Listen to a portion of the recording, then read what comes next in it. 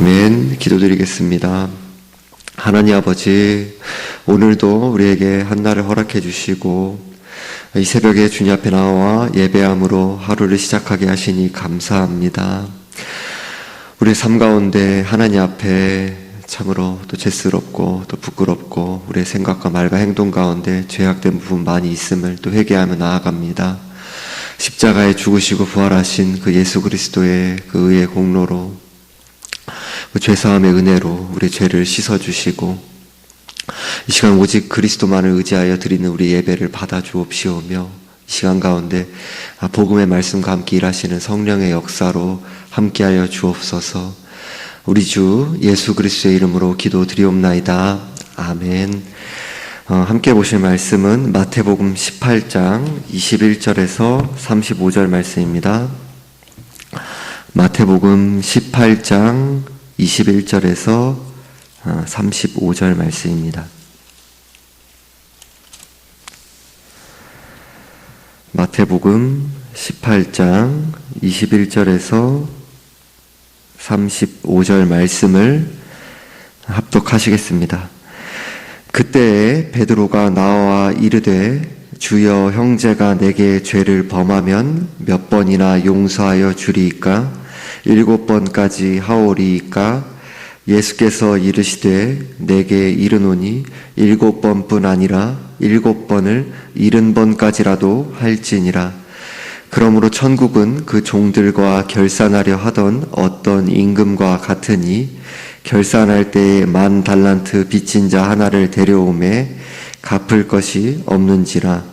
주인이 명하여 그 몸과 아내와 자식들과 모든 소유를 다 팔아 갚게 하라 하니 그 종이 엎드려 절하며 이르되 내게 참으소서, 다 갚으리이다 하거늘 그 종의 주인이 불쌍히 여겨 놓아 보내며 그 빚을 탕감하여 주었더니 그 종이 나가서 자기에게 100데나리온 빚진 동료 한 사람을 만나 붙들어 목을 잡고 이르되 빚을 갚으라 하매 그 동료가 엎드려 간구하여 이르되 나에게 참아 주소서, 갚으리이다 하되 허락하지 아니하고 이에 가서 그가 빚을 갚도록 옥에 가두거늘 그 동료들이 그것을 보고 몹시 딱하게 여겨 주인에게 가서 그 일을 다 알리니 이에 주인이 그를 불러다가 말하되 악한 종아, 내가 빌기에 내가 내 빚을 전부 탕감하여 주었거늘 내가 너를 불쌍히 여김과 같이 너도 내 동료를 불쌍히 여김이 마땅하지 아니하냐 하고 주인이 노하여 그 빚을 다 갚도록 그를 옥졸들에게 넘기니라. 너희가 각각 마음으로부터 형제를 용서하지 아니하면 나의 하늘 아버지께서도 너희에게 이와 같이 하시리라. 아멘. 오늘 본문은 바로 앞에 문맥과 관련해서 볼 때에 형제 범죄를 어떻게 다룰 것인가 하는 문제와 관련이 있습니다. 그러나 더 큰 문맥인 18장 전체의 문맥과 관련해서 볼 때에는 18장 1절의 질문과 같이 천국에서는 누가 크니까라는 질문에 대한 예수님의 대답과 관련된 내용의 말씀이 다루어지고 있습니다. 예수님은 하나님의 나라는 모든 사람들이 가고 있는 길의 연속선상에 있지 않을 뿐만 아니라 하나님 나라에서는 이 세상의 가치가 모두 전복될 것이라고 말씀하십니다. 다시 말해 이 세상의 가치관이 뒤집어진 하나님 나라의 가치 체계로 형제를 어떻게 대해야 할 것인지를 말씀하고 있습니다. 그 18장 전체의 내용이다, 또 문맥이다 말씀을 드릴 수 있습니다. 18장 1절에서부터 이어지는 내용의 말씀의 문맥을 큰 그림에 살펴보면 은혜로 말미암아 사람이 시급히 해야 할 일은 방향을 돌이켜 어린아이와 같이 되는 것입니다. 나는 죄로 완전히 망가진 죄인이며 자신에게는 구원을 받을 근거가 전혀 없다는 사실을 인정하며 모든 자기 신뢰를 내려놓고 어린아이가 전적으로 부모를 의존하듯이 오직 예수 그리스도를 믿는 믿음에 자신의 모든 것을 내어 맡기는 특성이 은혜로 천국을 소유한 자에게서 나타난다는 사실을 말씀합니다. 이어서 예수님은 하나님 나라에서는 어린아이와 같이 자신을 낮추는 사람이 가장 크고 누구든지 이런 어린아이 하나를 주님의 이름으로 영접하면 주님을 영접하는 것이라고 말씀합니다. 따라서 소자, 그러니까 당시 자신들을 의인이라 부르던 소수 특권 계층들 외에 이 세상에 작고 힘이 없다 하여 경시되었던 어린이, 여성, 고아, 과부들, 세리와 죄인들, 그리고 일반 백성들 중에 아무리 작은 사람들이라고 하더라도 이들을 실족하게 하는 일은 하나님 나라에서 위험천만한 일이다라는 사실을 가리키고 있습니다. 예수님 18장 10절에서 그들의 천사들이 하늘에서 하늘에 계신 내 아버지의 얼굴을 항상 되옵느니라 라고 말씀하십니다. 따라서 작고 연약한 자들을 넘어지게 하고 믿음에서 떠나게 하는 일을 조심해야 합니다. 왜냐하면 하나님 나라의 왕이신 하나님 아버지의 뜻이 아니기 때문입니다. 예수님이 이어지는 문맥에서 형제가 범죄하면 교회에서는 어떻게 해야 하는지를 말씀합니다. 교회는 범죄한 형제를 다시 얻기 위해 최선을 다해야 합니다. 먼저 개인이 말하고 다음으로 두세 증인이 함께 말하며 그래도 듣지 않으면 교회의 공적인 권면이 있어야 합니다. 이렇게 해도 듣지 않을 때 이방인과 세리와 같이 여기라라고 합니다. 이조차도 범죄한 형제가 돌이키기를 바라는 마음으로 권면하고 치리하는 것입니다. 예수님께서 형제가 범죄했을 때 교회가 어떻게 해야 하는지를 말씀하신 후에 오늘 본문 21절에서 베드로는 개인적인 차원에서는 어떻게 해야 할지를 질문합니다. 주여 형제가 내게 죄를 범하면 몇 번이나 용서하여 주리이까? 7번까지 하오리이까? 베드로가 생각했을 때 용서의 최대치는 7번이었습니다. 안문맥과 관련했을 때 교회가 범죄한 형제를 대할 때 먼저는 개인적으로, 다음으로는 두세 증인과 함께, 세 번째로는 교회가 권면한 후에야 출교할 것을 말씀한 후에 그것을 말씀한 주님의 말씀을 배경으로 한다면 베드로는 교회가 할 수 있는 최대치의 2배 이상을 제안한 것이다라고 할 수 있습니다. 베드로가 제안한 것은 결국 한계가 있는 용서입니다. 하지만 예수님께서는 베드로에게 7번뿐 아니라 7번에 70번까지라도 용서하라라고 말씀합니다. 용서에는 한계가 없다는 사실을 가리키고 있습니다. 이어진 23절부터의 비유의 내용을 말씀드리면 어떤 임금에게 한 종이 있었는데 1만 달란트의 빚을 졌습니다. 그런데 종이 갚을 것이 없자 임금은 몸과 아내와 자식과 모든 소유를 다 팔아 갚게 하라라고 합니다. 빚진 종이 다 갚겠다고 하면서 빌자 임금은 불쌍히 여겨 놓아줄 뿐 아니라 빚을 모두 탕감하여 주었습니다. 그런데 빚을 탕감받은 종에게 100데나리온 빚진 동료가 하나 있었는데 자신은 주인에게 1만 달란트를 탕감받고도 100데나리온 빚진 동료를 보자 빚 독촉을 하고 갚지 못하자 감옥에 집어넣었습니다. 오늘 본문에서 예수님은 숫자 만과 100을 비교하며 말씀합니다. 오늘날 우리들이 사용하는 만이라는 개념과 이 당시 사람들에게 만이라는 숫자는 그 다른 의미로 다가왔어요. 예를 들어 헬라 사람들에게 만이라는 숫자는 최대수를 의미했습니다. 히브리 사람들의 최대수는 1000이었는데 1000 이상의 수는 많다라고 그렇게 기록했습니다. 글자 이제 숫자를 표기하는 그런 방식 한계가 있었던 거죠. 1000, 만 이런 식으로 우리는 그 위에 개념들의 숫자 단위도 쓰지만요. 헬라인은 히브리 사람들에게 1만이란 수는 엄청나게 많은 것 또는 두려움이나 경이감이 들 정도로 큰 무한대의 의미를 가리키곤 했습니다. 그럼에도 1만 달란트란 숫자를 어림잡아 계산해 볼 때 1달란트는 6,000데나리온을 의미합니다. 한 데나리온이 당시 노동자 한 사람이 임금이었기 때문에 한 달란트는 6,000일을 일해야 벌 수 있는 임금입니다. 1달란트는 한 사람이 25년에서 30년 정도의 급료를 가리키며 이 기간 동안 먹지도 않고 아무 지출도 하지 않고 모았을 경우에 25년에서 30년 동안 한 달란트를 모을 수 있습니다. 예수님 당시에 팔레스타인 전체 지역에서 로마가 1년 동안 거두어들여 이제 받게 된 세금이 800달란트에 불과하다라는 사실을 살펴볼 때에 1만 달란트를 비교하면 엄청난 금액이다라는 사실을 알 수 있습니다. 개인의 노동으로 약 30만 년치의 빚을 지고 있는 것입니다. 본래 임금에게 빚을 진 종이 자신의 힘으로 이 어마어마한 양의 빚을 갚을 수 있겠습니까? 오늘 본문에서 10,000달란트의 빚은 하나님 앞에서 죄로 타락한 모든 인간의 위치를 가리킵니다. 본문의 비유를 빗대어 설명하면 하나님 앞에서 숨만 쉬고 있어도 인간은 30만 년치의 빚을 지고 있는 존재라는 것입니다. 결국 모든 인간은 하나님 앞에서 자기 힘으로는 결코 해결할 수 없는 거대한 빚을 진 죄인인 것입니다. 오늘 비유의 임금, 그러니까 주인으로 나오는 하나님 아버지께서 전적인 은혜로 현실을 바꾸어 주신 것입니다. 오직 불쌍히 여겨서 빚을 없애주신 것입니다. 우리를 오직 은혜로 구원해 주신 하나님 아버지의 자비로우시고 불쌍히 여기시는 성품을 우리에게 보여주고 있습니다. 우리를 불쌍히 여겨주셔서 모든 빚을 탕감해 주시고 자유를 누리며 살게 해주신 것, 아들 예수 그리스도를 십자가에 죽기까지 내어주셔서 죄와 사망과 사탄의 노예로부터 구원해 주시고 죄를 용서해 주신 것이 우리의 용서의 토대이며 근원입니다.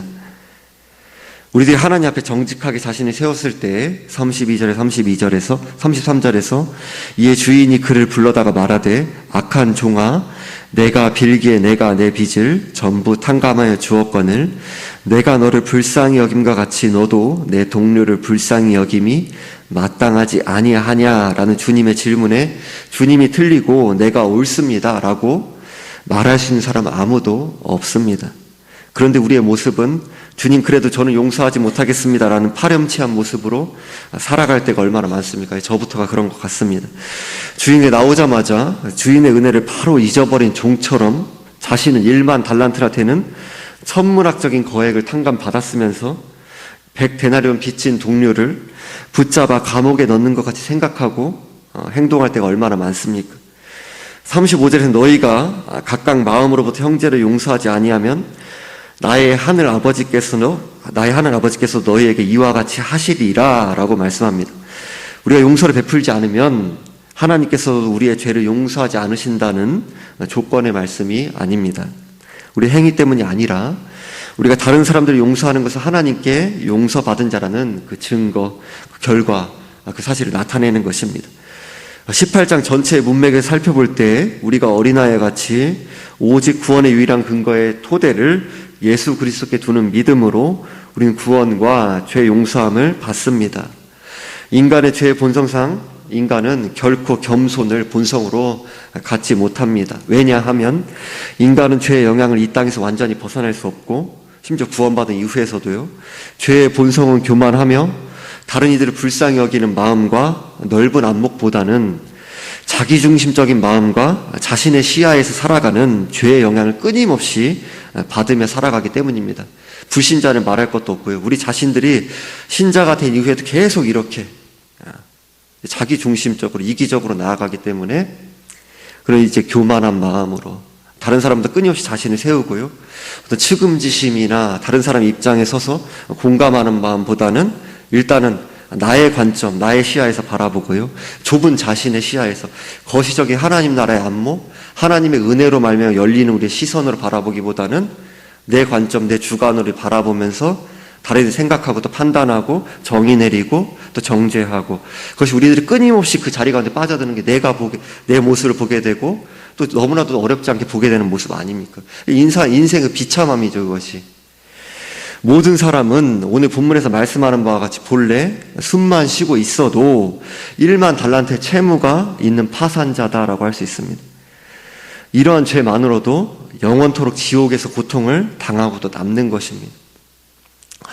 죄에 대한 하나님의 진노가 이토록 크고 무거운 것입니다. 그런데 이런 죄의 채무를 하나님께서는 하나님의 아들 예수 그리스도의 십자가에 죽으시도록 하셔서 선택받은 백성들의 죄의 값에 대한 만족을 이루도록 하신 것입니다.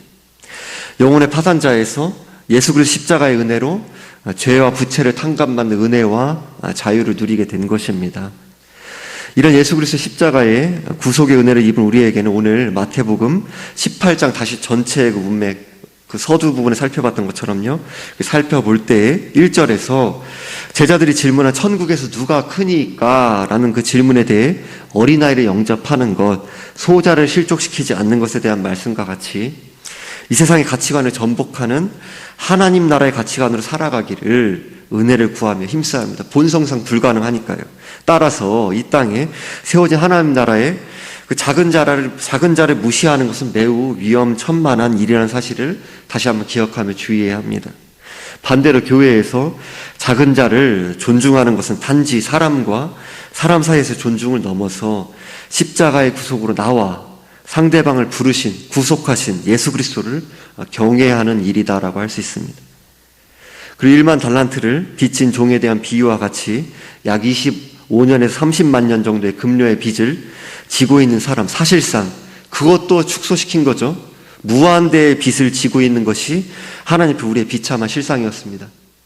그런데 하나님은 긍휼과 자비로 우리의 무한한 빚을 탕감해 주셨습니다.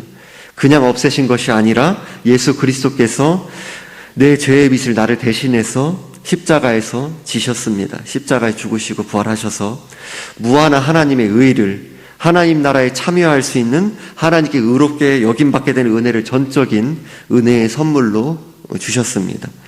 오늘 본문의 한 문맥과 같이 형제가 죄를 범했을 때 교회는 최대치의 노력을 해야 합니다. 심지어 출교의 가슴 아픈 상황이 나타난다 하더라도 사랑의 마음으로 형제가 돌이키기를 간구하며 권고하고 치리하는 것입니다. 형제가 개인적으로 죄를 범했을 때에도 신자는 무한히 용서하기를 간구하고 씨름해야 합니다. 만일 내게 죄를 범한 형제를 용서하지 않는다면 약 30만 년의 급료에 해당하는 빚을 탕감받은 자로서 약 2년의 급료를 빚진 동료를 용서하지 않는 종의 모습과 같은 것입니다. 반대로 우리가 신자가 된 이후에도 우리의 죄로 오염된 마음은 원수를 사랑하고 용서하기를 거부할 때가 많지만 원수를 사랑하고 용서하기를 간구하고 씨름에 나갈 때 예수 그리스도께서 우리들이 늘 듣고 있는, 어쩌면 지식적으로는 알고 있는 예수 그리스도와 함께 십자가에 죽고 함께 부활하게 된 우리에게 주어진 새 생명의 능력을 실제로 체험하고 이 세상은 결코 알 수 없는 성령 안에서 말씀이 이루어지는 증거와 비밀을 경험하게 될 것입니다. 기도드리겠습니다. 하나님 아버지, 우리의 삶 가운데, 인간의 실존 가운데 우리가 신자가 된 이후에도 가장 어려운 인생의 문제, 바로 용서에 관한 그 말씀을 살펴보게 하시니 감사합니다. 우리 신앙의 선조들이 고백한 것처럼 우리는 본래 하나님과 이웃을 미워하는 그런 본성을 가진 자들인데 하나님과 이웃을 사랑할 수 있는 새 마음이 우리 가운데 주어졌는데 그럼에도 우리의 죄악된 부패한 마음은 끊임없이 그렇게 우리가 받은 무한한 사랑과 은혜와 용서와 자비와 오래 참음을 잊어버리고 나에게는 당연한 것인데 이웃을 향하여서는 너무나도 인색하게 그렇게